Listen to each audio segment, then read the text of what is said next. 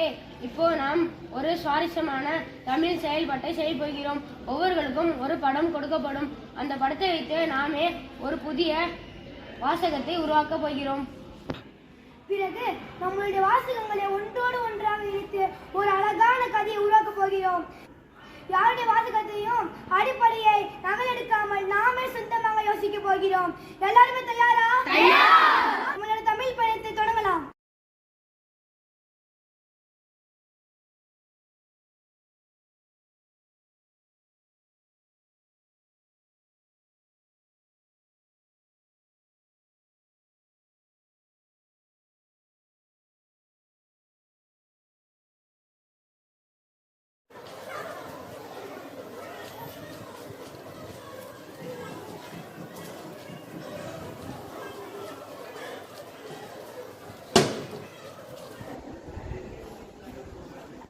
எனக்கு விதை, எனக்கு விவசாயி, எனக்கு காய், எனக்கு காற்று, எனக்கு பூ, எனக்கு மண்.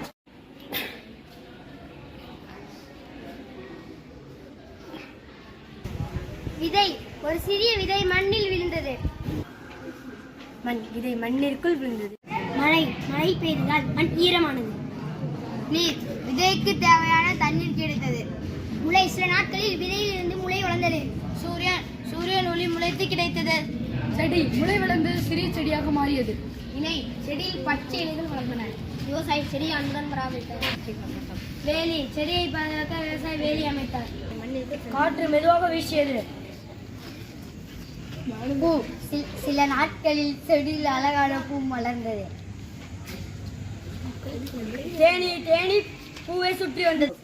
காய், பூவுக்கு பிறகு செடியில் காய் உருவானது. பழம், காய் வளர்ந்து பழமாக மாறியது. பறவை, ஒரு மரத்தில் பறவை வந்து அமர்ந்தது. குழந்தைகள், குழந்தைகள் மரத்தின் கிளையில் விளையாடின.